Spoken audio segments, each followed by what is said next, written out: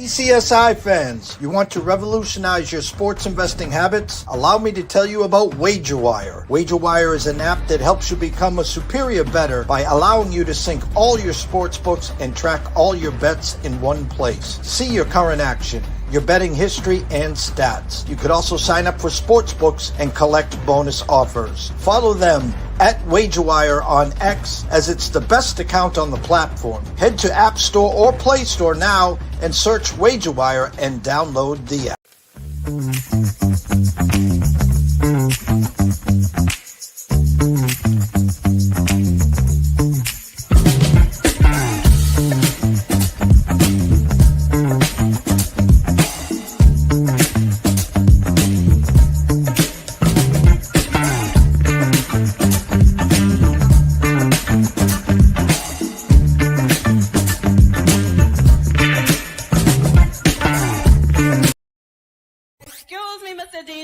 Check this out, we got a great show coming your way. From the ECSI Sports Studios, the #1 sports information program in America, the Breakfast Bankroll, with your host, the sports broker, Jeff Dawson.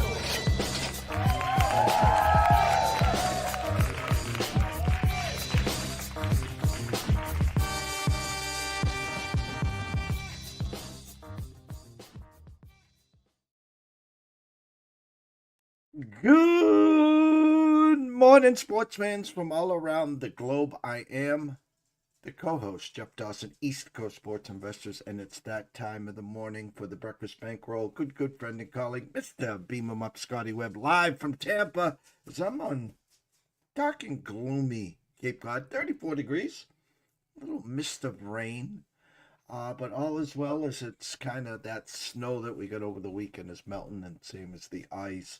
What a game. The FCS last night, Montana State and Illinois State. This Illinois State team that won every game on the road, that took down the almighty North Dakota team, goes to Villanova and wins, and to face Montana State and get kind of dominated the first half. I think it was 21-7 at half. Game over. Switched up on the D's. Next thing you know, was kicking a field goal for the potential lead and win. Blocked. Goes to overtime. Gets the first score. Extra point blocked. And they're blaming the kicker. It was the guy holding the ball. Not once but twice he dropped it. Almost Charlie Browned it. But an amazing effort. Me and Scotty today, or Scotty I should say, the headliner. Can the Rebels Ole Miss the hurricane warning? Of course, we're talking Ole Miss, Mr. Chambliss, as they face the Hurricanes. And we're going to do some Black Monday recap. A handful of coaches gone in the NFL, and much more. Andrew McGinnis will be here around 10:25, 10:30 as well. So that'll be the second show, the midday market report. But first and foremost, a shout out to our proud sponsors and partnerships. It's WagerWire. Head on over to Google Play, download the app. It is free. And of course, AtlantaSteaksAndSeafood.com. Terry Smith has done wonders. Head over to Facebook. Follow Terry Smith. Come on back to AtlantaSteaksAndSeafood.com. And we're waiting to debut. We have a new proud sponsor.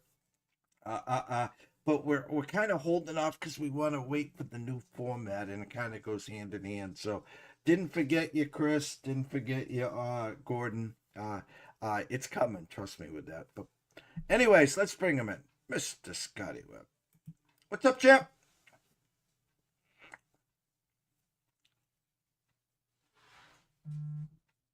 I can't hear you. Are you on mute? How's that? Is that better? There you go. I was going to say, it's a good thing that I have a beard because, we wore the same outfit today. So, it looks like we'd be twins otherwise. I felt comfortable in this today. It's not cold. I don't have the beanie. Not cold. It's like 20 degrees there or something. No, it's 34. I'm getting ready to put some shorts on. So, anyways, I wanted to go back. Let's go to Black Monday in the NFL, Scotty. You getting the cold over there? You can't handle the cold? No, I get a cigar smoker's cough every once in a while. Okay. Um, Handful of coaches go. Raheem Morris, which I thought he would go. Um, Pete Carroll, we all knew would go. The big surprise again is the Cleveland coach Stefanski, whatever we're gonna say, and then immediately, he's got to go here. In other words, and I'm not knocking him as a coach. I'm not, and it was in a tough spot, and he is a good coach. But my point is again, let's go grab a retread. He couldn't do it here, then that means he can do it here. Don't forget, Mike McCarthy is waiting. He took the full year off. I think you'll actually hear a name, which I'm going to laugh and you're going to laugh at. Bill Belichick, who did get an interview in Atlanta. Maybe he gets another call there. But my moral to this sermon, Scotty, is you have to look in the mirror, these GMs. You have to look yourself right in the eye. You have to see the success of the Patriots. You have to see the success of Jacksonville with Liam Cohen. You have to see the success with the Bears and Ben Johnson. And I've been saying for weeks now, Scotty, hey, listen, don't be lazy. Do your homework. Go find the next young gun. Go find, you can hire a defensive head coach, but you better nail the offensive coordinator as well. Thoughts on some coaches that have been fired? Thoughts on maybe there's another one or two down the road, and your thoughts? Yeah, I think we look at this wrong, to be honest. I get it. Coaches get fired because of their results, right? I mean, Pete Carroll won, 2 games? They got to get him out of there. They get all of that. But I look at it, and I've changed my mind on this in a sense that NFL teams are like multi-billion-dollar companies, and they're operating based on the idea that we're a multi-billion-dollar company. So we need a new front face to help us on the field and do different things, because that's how we get graded or whatever. So when they make these choices and decisions, I don't necessarily think sometimes that they're making them based off of quality X's and O's decisions. I think sometimes they're making these decisions just simply because they're a business and they need to make better business choices. And their coach needs to make better business choices, which then leads to this problem. Who's next? Who are you going to hire that's going to make better business decisions for your program or your team or your whatever? And with the names you mentioned, we're doing Vrabel and some of these guys and some of these things are better choices than what were there because of the things that they're doing to create better outcomes. So I think there's some of that goes into where the snafu is. So for Cleveland, let's just throw this out there for Cleveland. Cleveland gets rid of Stefanski. Now, I didn't really like Stefanski. I didn't think my problem with Stefanski wasn't necessarily X's and O's per se, but because he won Coach of the Year twice, I think, in the 6 years that he was there. He took the Browns to the playoffs, for God's sakes. So I think what you run into is who are you going to hire and who's in charge of that hire? Because I don't know if you don't go into I'm trying to stay politically good, but if you don't go into the hierarchy of how the team's put together, you're going to run into this function. They are a company and that's run by a foreign owner who now is kind of infiltrating a DEI kind of setup in their organization. One of the people that they have is a female person who's like assistant person for all this stuff. So who's going to then become the main person that makes the decision to hire this person? So it's a little scary for Cleveland in my mind as to what they're going to do and where they're going to go, and whether you bring in the right football guy. So Liam Cohen goes to the Jacksonville Jaguars, and nothing against Mike Vrabel, so don't take this the wrong way, people in New England. But they had a more difficult schedule and more difficult things to work with, and probably lesser talent than the quarterbacks and the different things that are going on in New England, and they turned this stuff around with a guy you never even heard of before. So I think if you find the right guy and you understand what they can deliver based on if you ask the right questions, it's like anything else. If you're trying to handicap a football game, you need to ask the right questions to get good answers.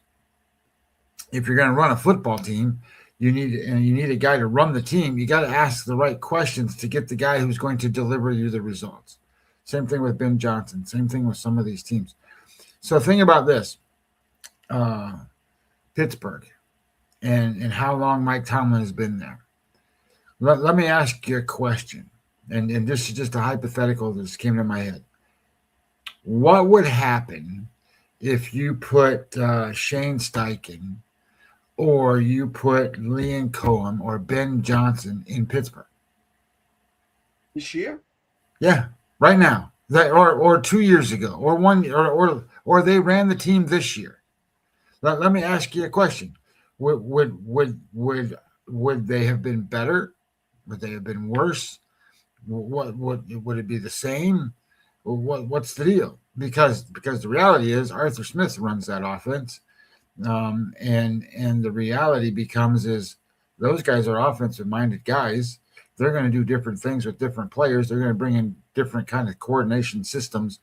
I guess my question becomes is, over the next few years, are they going to ever be better than 8-8, 9-8? And are they ever going to win and go to the Super Bowl again? Are they ever going to do anything greater than what they're doing now?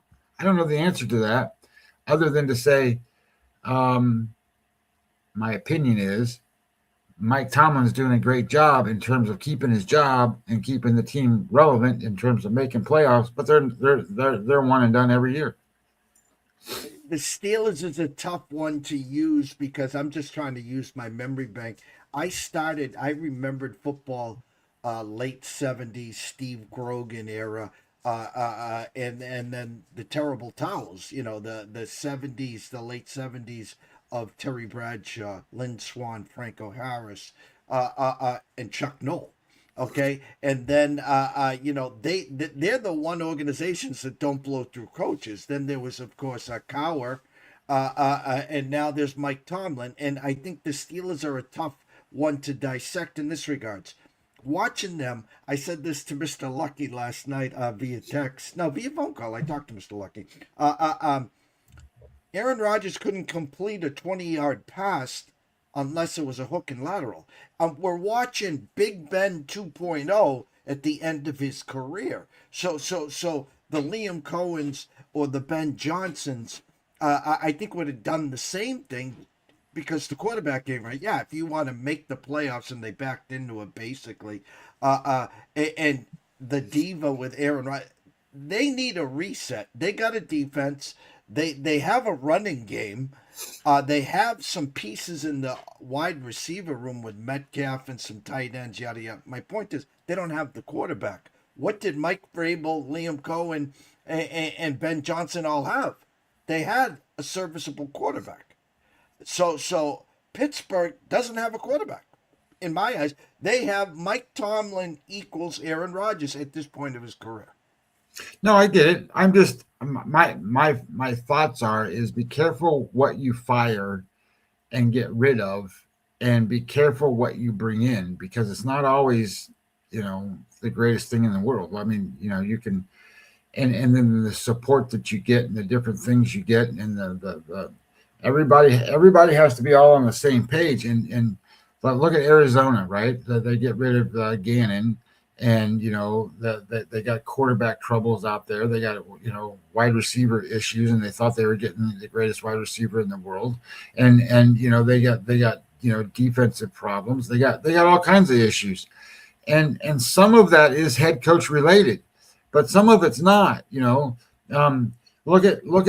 I guess what I'm trying to say is, I don't think people thought. I guess highly drafted Caleb Williams, whatever, but he was been struggling and struggling and struggling, and then Ben Johnson comes in, and all of a sudden they go and they go make the playoffs and win the division. I mean, what the hell? So and they can score points, and I don't think anybody went and said they got the greatest defense in the world, but they've been holding teams to a reasonable number, so their offense can play. And the same thing in Jacksonville. Nobody. What's his name? Goldilocks, as you called him the other day. I think he was an afterthought. Like, he's been in the league several years. Like, nobody thought he was going to be, anything like what he's doing this year. He's had the best year he's had. So when you think about Pittsburgh or any team that's been, has a coach that's been there for a long time, and the reality becomes, if it's just good enough to make the playoffs, okay, whatever, that's their standard. But what's the benefit of just making the playoffs? Well, you keep getting low draft choices, you keep getting harder schedules, you keep getting all this stuff, and your team's not getting any better because, like you said, you don't have one of the top tier quarterbacks in the league. And I get it, Aaron Rodgers is there, but he's 48 million years old at any point. And like you said, you can't throw the ball more than 20 yards down the field. He looks better than Phillip Rivers, I guarantee you that. But at the same time, it's you're going to trust Aaron Rodgers in a sense that, coming down the stretch with 2 minutes to go, he's done this a million times. And he's going to be there. Now, my thoughts is when you get rid of a coach, you need to understand that your program or your business model has just changed dramatically. Because if you're a person that wanted to fire that guy, you're the owner of your team, maybe you're in a situation where you want something else to happen in the first place. So when you go hire something, I think you have to be in a position of, what is it exactly that I'm bringing in? Like Arthur Blank in the Falcons, right?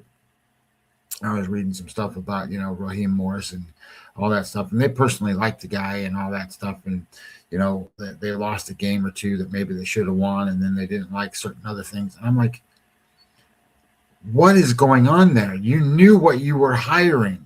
I mean, Raheem Morris has done this before. This is not his first rodeo. And you have a GM there that the same year you go spend all this money to bring in Kirk Cousins, drafts a goddamn quarterback first, right? I mean, that's what they did. What is going on in the organization when stuff like this happens? So there's lots of misses in the NFL when it comes to hiring, staffing, developing, and actually putting the right people in place, because they don't get it. They're trying to run an organization and hey, general manager, you put all this together. This is what we're paying you to do. If you hire the wrong one, it's a problem. And if you hire somebody that doesn't make things, I would say exciting for fans and exciting and buzz for the organization, you've got nothing going for you, and there's no momentum. Who wants to come play for a team that has no momentum? Who wants to go play for the Raiders, for God's sakes? So go ahead. I want to interject right there because Ben Johnson and Liam Cohen were known as offensive geniuses, okay? And we saw what Ben Johnson could do, obviously, in Detroit, and we were waiting to see what Liam Cohen could do. And again, he has resurrected the Jaguars. But as I said this last night, the AFC South, every year there's a team that gets out to a big lead, and then there's a team that thundergulches, that flips the script. And the last 8 weeks, Jacksonville, who has covered the last 8 weeks, has won 8 in a row, comes down the stretch. It started to click. It started to work. Raiders. Now to me, the Kurt Signetti coach for the Hoosiers that you're going to talk about in a few minutes here. He's got that Belichickian look. In other words, Indiana has never won in their life in football. It's an afterthought. They're a basketball school. And what he has done in his short period is resurrected them from the dead, and now they're 2 wins away from hoisting a national title. He is a god. He's already said, I don't want to go to Michigan. I don't want to go to Penn State. This is my school. Well, he's losing the Heisman Trophy winner, Fernando Mendoza, who is going to Las Vegas.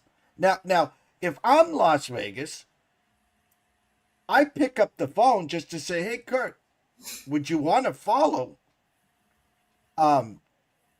Mendoza and come on over to the NFL? Why? Because you've worked with him for 2 years. He has that Belichickian detail. Look, you watch this Indiana team. They don't make mistakes. They're well-disciplined. They seem like they're one step ahead of everyone right now. So that was the first thought. But here's the second one, and I read this yesterday. Here comes the OC to come with Mendoza, and now the Cliff Kingsbury, OC right now at Washington. So now they're going with that Ben Johnson, that Liam Cohen. All right, we're going to get the offensive-minded head coach. Then you got to land the defensive guy. Well, I think however they do it, however any of these teams do it, it has to be certainly way better thought out than a lot of times they are. And the mistakes that are made at these things are unbelievable. Like, you know, I guess if you go back and look at what the Raiders did, right? They brought in Pete Carroll and said, just smooth this stuff over because, you know, Pierce was here and holy crap. And then, you know, we're going to bring in Geno Smith because Geno Smith has had pretty good success as a quarterback here lately and blah, blah, blah, right? While he leads the league in interceptions. So, and then you go and say, we're going to draft Genty to be our running back, and he's the greatest running back forever. But, you know, okay, well, you know, we don't have an offensive line, so this guy can't get, you know, this guy doesn't have a chance to run a ball. So, so some of it's wishful thinking, and some of it's like smoke and mirrors. So I think you just have to sit there and go, what is best for our organization, and who can lead our organization in a way that changes us to be competitive, A, and B, to give some buzz. We you know, NFL teams need to have buzz around them to make them relevant. You know, like even a team that like the Buccaneers. The Buccaneers went 1-7 in their last 8 games. Of course, they won the game at the end. But there was buzz at the beginning of the season where, oh, shit, that we're one of the best teams in the league. The quarterback's up for MVP and all this stuff. That carried through the whole damn year of who they are, and then you come out to the end, they miss the playoffs. So there's buzz there. So what does that mean? Well, that means the coach is probably going to come back. They didn't fire him. That means that the general manager is going to come back. That means a lot of different things for how all of this stuff works. And they're competitive, and they're, you know, all of that kind of thing. So do they need more? Do they need to? Obviously, all that stuff is the case because the NFC is pretty tough. But some of these guys are going to be in a great position to come into, and some of these guys are not. You know, some of them are going to come into roles where, you know, they're going to get one of the easiest schedules to deal with in the NFL the next year. And some of them are going to end up having to play tougher schedules and deal with stuff. So as it goes, each job and each specific thing you're going to ask of these coaches is certainly going to be a different animal for wherever that organization is. What are you going to ask the Arizona head coach to do? Are you going to deal with Kyler Murray? Are you going to deal with Brissett? What are you going to do? Yeah, I mean, you know what I mean? Like, what are you going to do on defense? You got all these guys that can't play defense. You got guys that can't play offense. You're going to draft a whole new team. Or you're going to trade. I mean, I don't know. So you're going to have a organization builder and go, hey, look, we need this, and this, and this is how we're going to do it, and blah, blah, blah. And I don't know that you can really do that in the NFL anymore. In terms of those things, I think you got to get lucky. get lucky on who you draft and get lucky on what they turn out to be, and then certainly, kind of go from there. Like in Pittsburgh, I heard Aaron Rodgers say he is has spent a lot of time with the backup quarterback, whatever his name is, the kid they drafted from Ohio State, Howard, and said he's going to be really good. So I spent extra time with him because I know what he's going to be capable of. Well, maybe that's the answer to them getting to a point where, holy crap, they're going to be really, really good if this kid can play.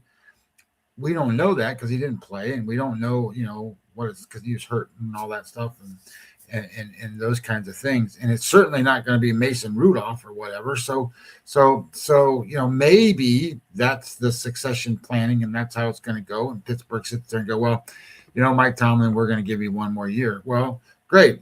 Well, what about this offense coordinator you got? You need a guy that's going to allow your quarterback to throw for 4,000 yards, or you're not going to win. This is the way it is. The NFL is that way. I am going to do something we used to do. I'm going to bring you front and center. You did a lot of work on the Miami game, and I want you to take over the show and do your 15-minute, 18-minute, whatever breakdown, the front and stage. I'll be here in the background, so if you need to throw a smoke signal or something, but I want you to do what you did. You sent me some work. It was amazing, and I want you to have some fun with us. I want you to do me one favor, if you can. Mm-hmm. I want to explain one thing on Games on Paper real quick in this game. So if you can go to Games on Paper, and you can see in my back thing, you see the charts there? Hold on one second. Games on Paper, share. Yeah. So obviously they're going to be down at the bottom there. Beautiful.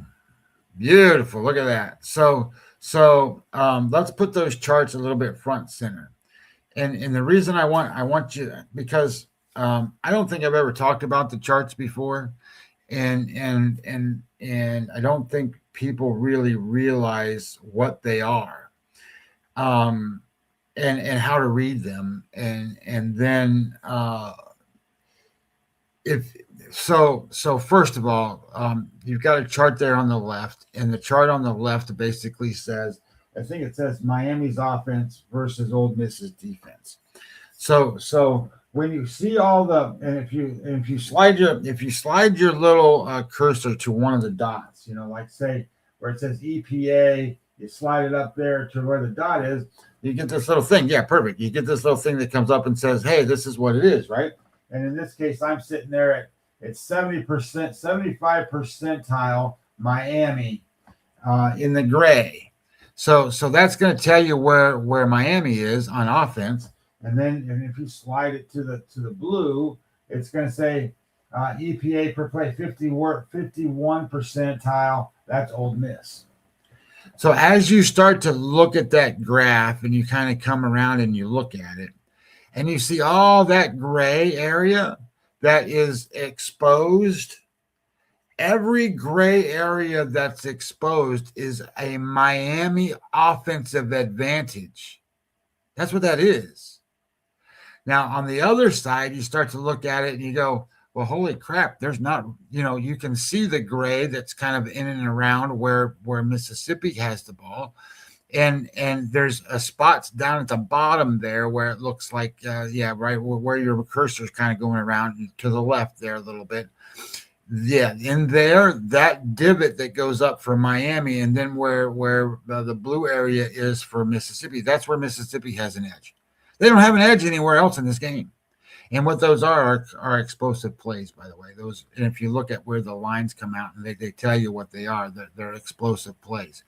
But what's really good about this chart that I don't think people get is there's certain things in here. So one of those things says opportunity percentage. Well, I'm like, what does opportunity and percentage totally mean? Because I was like, I understand most of it, but the opportunity percentage is this. It is The opportunity rate in college football analytics measures how effective a running back capitalizes on good blocking from their offensive line. It is the percentage of rushing attempts where a 4 or 5 yard gain is needed to get a first down, reasonable yardage, and then it's the result of that. So when you see the gray sitting out there for when Miami is on defense and it exceeds what the Mississippi can do, that means that their defense is going to be a good shutdown run defense and stop the opportunity rate for Ole Miss. And I don't think people kind of get it. When it says line yards, what does line yards mean? Well, line yards is an effective way to go and say, let's measure an offensive line, for example. And again, you can see where it's gray, where you sit there and go, in the trenches, Miami has an advantage in stopping the run. And then it kind of goes over and says stuff rates the same way. So it all coordinates together. So that tells you that Mississippi is going to have a really hard time taking advantage of the front for Miami. And then I'm sitting here watching some of these shows, and I hear Brad Powers and these guys go, well, Mississippi's going to try to run the ball. Well, hell, they can't run the ball. You know, I get it. They got Lacey as the running back, but they're going to have a very difficult time running the football, even though if you slide your little graph down just a little bit to the results down there, slide down. Yeah, right there. You see the purple number for Miami. That is the only purple number in Miami's thing. That's their rushing offense. But if you slide it down and look at their defense, it's not purple, but it's light green. It's the only light green. That's run defense. It says they're not necessarily the greatest run defense. Well, if you look at where Ole Miss is on offense, they're not the greatest offensive running team either. So where's the advantage? Well, you can see it. The advantage is that the defensive line for Ole Miss will be or the defensive line from Miami will be very effective in this game. I wanted to make sure that I sort of went through this a little bit. I'm not going to go through every single point unless somebody sits there and goes, hey, I don't understand. I want you to go through every single point. But how valuable that chart is, because I've never really broke it down that way and showed people what that chart actually means and does. And the other thing is like, you know, we look at these greens and purples and stuff a lot, but does it really reflect havoc plays? Havoc plays are tackles for loss, sacks, you know, turnovers, that kind of stuff. It doesn't show that in there. But if you slide your thing back up a little bit, Jeff, and show them the chart again, there you go. If you show that on the so it says EPA per play is the very first one. The first one to the left of EPA per play is havoc plays. Those are havoc plays, and Miami has the advantage in all of that: tackles for loss, sacks, turnovers, the deflected passes, all of those things that disrupt another opponent's offense, and if they're on offense, prevents those things from happening. So just by looking at the chart and visualizing and seeing what you're looking at, there's a lot of things here that underlying maybe that you didn't really think about. Miami has a lot of edges in this football game. So anyway, I just wanted to kind of go over what those charts really reflect, because I think when you really break them down and you look at those, it's taking advanced data and then breaking it into a visual that you can actually do something with. And then once you do something with it, then you can sit there and go, hey, that's great. Because ultimately, if you look at a number and it says they are number 20 in the country in EPA or whatever, okay, is that bettable? Well, it has to have context. So what I'm trying to show here is here's context. Here's how to use information. Here's how to use data. And here's where the edges come in and those kinds of things. What I've been good at is being able to take this context and say, here's an edge, here's an edge, here's an edge, here's an edge. Let's play out this game. And instead of me writing a program that goes and says, what does it all come out to? How many points they're going to score? How many? I let the computer do it. The computer runs that and they run 10,000 simulations on these games. And then it comes back to me and says, here's what you should bet. And here's why you should bet it. And what I'm trying to show people is if you feed data correctly, you're going to get good results, meaning that this is not, okay, well, this guy averages 3.7 yards per carry, and, the average depth of pass is this, and, none of that. It has none of that. It's more about game flow and efficiency. And if you manage game flow and efficiency in terms of your handicapping, you're going to win a lot of bets. You're just going to.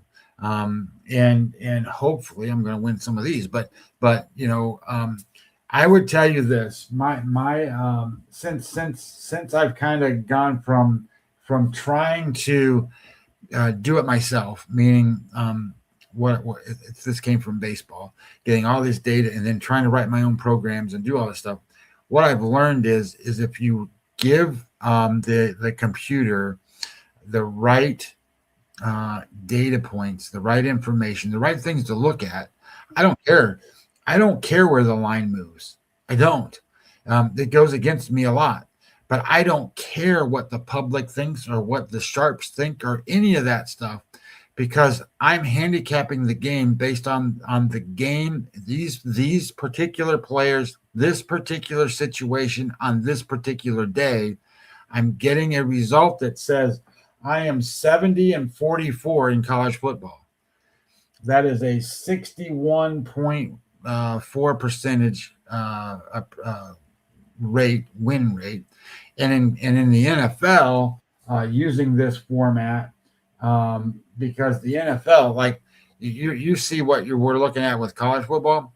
In the NFL, I've got 11 different charts that I give the computer, and the computer takes all of that, and so it's more detailed, more in depth. But in the NFL, I am 40-24, which is 62% in the NFL. So I'm not trying to tell you that I'm smarter than everybody else. That's not what I'm saying at all. I'm trying to say I figured out a way to be over 60% wins, and it's utilizing the correct data, the correct information, and I'm showing people where to get it, and then allow AI to help you. And instead of trying to, because I thought it was like, can I turn this into points? And the computer said, yeah, sure, you can do it, because this means this means this means this. And then I'm like, okay, well, how do I write a program for that? So he writes me a program, a Python program. And then at the end, it comes out and he goes, well, then you need to massage it because of this, this, and this, and this. And I'm like, well, holy shit. I want cut and dried. There is no cut and dried. So I just let it do it. And I let it run it 10,000 times. And then it comes back and says, well, the model suggests that over 10,000 runs, you got a 70% chance that this is going to happen, or an 80% chance that's going to happen, or a 55% chance that this is going to happen. I bet those. And that's exactly what the guys who are creating some of these other things out there will tell you. I run this 10,000 times, so I get a result that says this, so I'm going to bet it. Well, it's exactly the same thing, except I'm using this data and that stuff. So anyway, I thought it would be a good idea just to share that information at first. Hopefully I didn't lose anybody, and hopefully it's all good. I didn't think I got too nerdy. Hopefully, I don't know. You did fine, sir. You did fine. Well, now I'm going to turn stuff into non-nerdy, so it makes it a little easier. All right. We got about 10 minutes, sir. So I'm going to pull myself off the stage, and you can go to work. Okay. Yeah. Let me switch over to my stuff here. You want me to just do the Miami game? Yeah, because we're going to come back on Thursday to do the second one, and we'll be back on Friday to recap this first game. On Thursday, we'll come back to this because they play, but we'll break down obviously we'll be back on Friday as well for the Oregon Indiana game as well. All right. Yeah, no worries. All right. All So right, so in doing this game, obviously you just saw some of the stuff that I talked about in regards to how the games match up. Um, there's some interesting things that kind of came into this, and I think one of them is Miami is a lot stronger than people thought. They just beat Ohio State, which is a big deal. You go beat a team like Ohio State, but I don't think people really realized how good the offensive and defensive lines are for Miami. They're as stout can be. They got great players in there, but offensive line is the same. Like, Ohio State's defense was ranked number 1 and number 2, and they were able to run the ball. They were able to protect the passer. And how many sacks did they get against Ohio State? I don't know, 6, something like that. They had a lot of pressure on the quarterback. They maintained, they kept the run down. They did a lot against Ohio State. Now this isn't Ohio State, right? This is Ole Miss. Well, Ole Miss is not as good as Ohio State. So there's a couple things here. And just in a general overviewish way, Miami edges in overall efficiency and defensive strength, while Mississippi they are an explosive offense. That's what they are. They get explosive. I shouldn't say explosive offense. Not the right way to say it. They are have explosive plays, big plays. 50-yard passes, 30-yard passes, stuff like that. The matchup is going to be Miami dominates in the trenches. Their defensive line are bullies. They have high havoc rate, high stuff percentage rates. Stuff percentage just means that you got to rushing the football. They stuff the run. They got a lot of tackles for loss, a lot of sacks, and Ole Miss, their offensive line has allowed a lot of pressure. So I expect Miami to do the same thing, get a lot of pressure. There's also one big notable thing, and I know that Mississippi played Georgia and was able to get through it in the Georgia game. Having Lane Kiffin not there, you got to remember, Lane Kiffin was, and the guy that called the plays. Now I know Charlie Weiss's son's doing it, and he's going to come over to LSU. But the reality is, these guys are 1 foot in, 1 foot out. That's going to have some sort of an effect. It will. It just does. You can't be 100% in and then 100% on another side. So there's going to be a little bit of conflict there. So this is the second game, and this is a different opponent that they've never faced. So having to figure out how to attack that, I think this could be a little bit of a problem. So having said some of those things, the way I want to do this is I want to try to explain certain things without going into detail on EPA and all that stuff. So I kind of asked my computer to give me a presentation that was going to allow me to explain this game in a way where I can avoid some of that. So here it goes. We'll give it a shot and see how this turns out. So this game is obviously it's the Fiesta Bowl.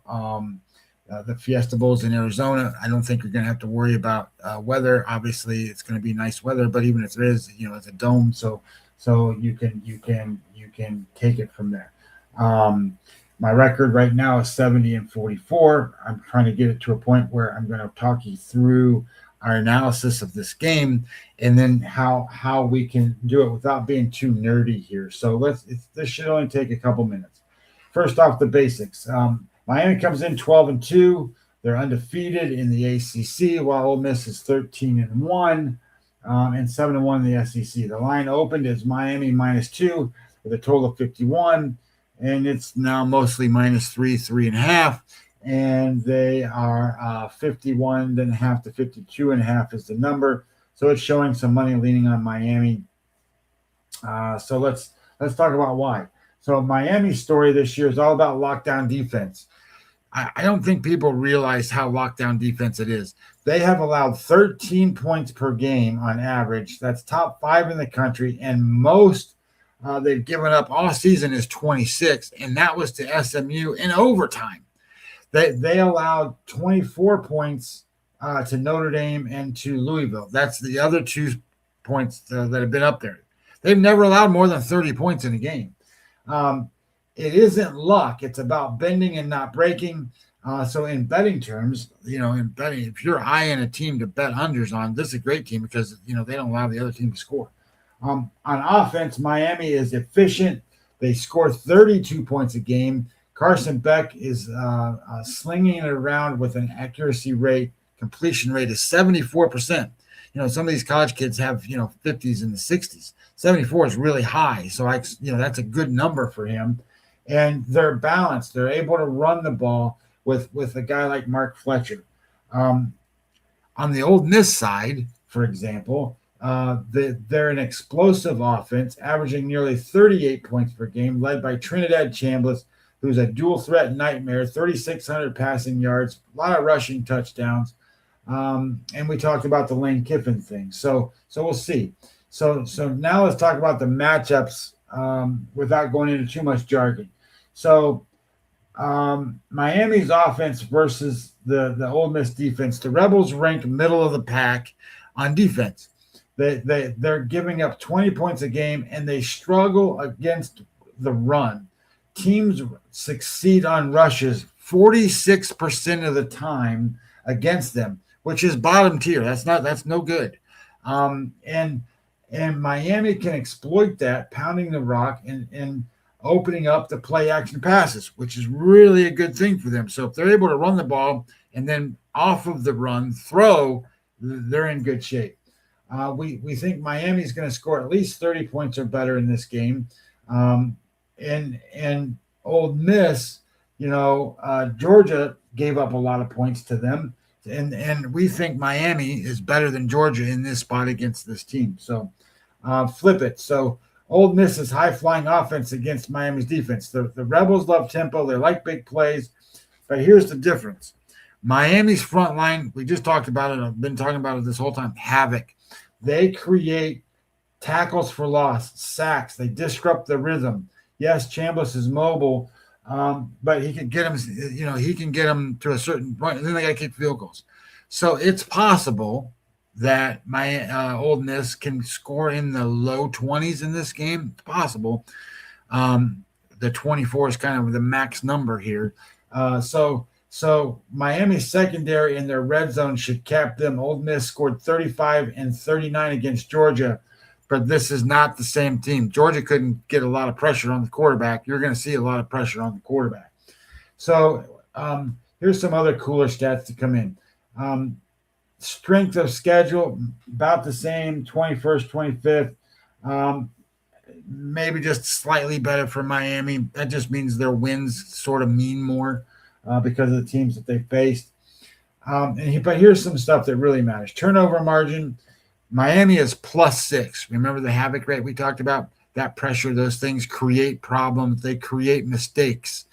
And then on the other side, Ole Miss is slightly negative. They're minus 0.1. They are the only minus team left in the playoffs. So that means they do make mistakes. That means that they do turn the ball over more than they take the ball away. So I think that's a problem, especially in close games. Quarterback rating, about the same. QBR for Chambliss, he ranks 5th and 11th. So it's kind of a good battle there. But the most favorite thing, I talk about this all the time, so this is a great way. I wanted to explain it this way. Yards per point margin. Miami is +6.8 versus Ole Miss 2.6. So think about it this way. It's bang for your buck. How many yards does a team need to score a point or force an opponent to gain a score? Miami is way more efficient. So that means they score without wasting drives and make foes grind for every point. Ole Miss, they rack up yards but settle for field goals and turn it over. It screams that Miami controls the game. controls the flow of the game. Injuries, there's not really any injuries to deal with. So the way I'm doing this and the way I'm going, we've got a game total score prediction on this game, and we look at it, and it's 30-23. Miami wins the game, covers the point spread, and the 10,000 runs. There is a 85% likelihood that Miami covers the -3. And then if you like the totals at 52 were pretty. And I know that says 30-53, right? Was the score, and that's 53 points. The total is 52 in this game. We like it under, and we like it under because 23 is the high end. We think those are the high end numbers for Ole Miss. So maybe they get 17, maybe they get 16, maybe they get 14. So if it's the high end, then we come back and we go, oh man, look, maybe it's going to be a 2-touchdown advantage to where, or a 10-point advantage for Miami. So the bet that I made on this game, and it's the only bet I made on this game. I made 2 bets on the other game, but this game, I bet Miami, and I bet Miami, and I'm going to be honest with everybody. I bet Miami -3.5. At the time, I could have bet -3. So that brings in another thing. -3.5 plus 105 is what I bet. Or I could have bet -3, -119. Okay, well, when you do the math and you start doing the numbers and you start going at it and say, well, 7 in college football is the most important key number. 3 is the second most important key number. But at 3.5 to 3, it's not worth that -19. And then you got the +5. So it's not worth 24 cents. It's not. That's too much. So I played it -3.5 plus 105, and it's the best bet of the 2 games. This is the best bet. When you got an 85% confidence rating that you're going to win this game, you can't get much higher than that. So it's the best bet. I do have Indiana and Oregon bets.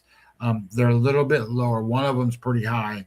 The other one's not quite as high. So, but I made 3 bets on these games with the idea that I want to make some decent money. So this was my biggest bet of the playoffs, and we'll see how it plays out. So hopefully we have a good game from the quarterback of Miami, and he doesn't do stupid stuff, and their defense does what they're supposed to do, and we get a couple turnovers and we get some sacks, and there we go. So anyway, comments, questions, anything like that, more than happy to answer any of those things. If you it seems like we get 30-40 people watch these shows live, and then we end up with 100, 120, 130 after the show. If you have questions, certainly, especially if it's after the show, just send me an email, or not email, but on Twitter. See what I can do to answer them for you. Anyway, Jeff, that's what I got for this game. Hopefully it went okay, and you can kind of get it. But I sent you the stuff. Like I do a lot of work on these games. No, absolutely. It was fabulous. Andrew and I will be on in about 5 minutes. We're going to talk some NHL. Me and Scotty will be back on Thursday. We can dig back into a little refresher course on this game. We can introduce the Oregon-Indiana game time. We might be able to get into that as well, and then get everyone set up on Friday, of course, for the NFL playoffs. Great job as always. Shout out to everyone watching and listening. Shout out to PB, Mr. Lucky, Dr. Lance, and all the good people for allowing us this platform and stage. I'm going to keep reiterating this. We have some big stuff planned. Some big stuff. We want you guys to be as well educated as possible. We will be definitely moving forward. We will be your MLB place to be. Scotty's doing working overtime. Big WBC fan. So again, that will be like the appetizer as we get ready, because theoretically, guys, I hate to say it this way, but enjoy MLB in 2026 because December 2nd, there will be a thing called the lockout. So we have no idea what's going to happen in 2027. So, anyways, thank you again. Come follow me at EC Sports Invest. Of course, go follow Scotty at Webby20MLB. Go grab a quick coffee, bagel. We'll be back in about 5 minutes. Stay tuned.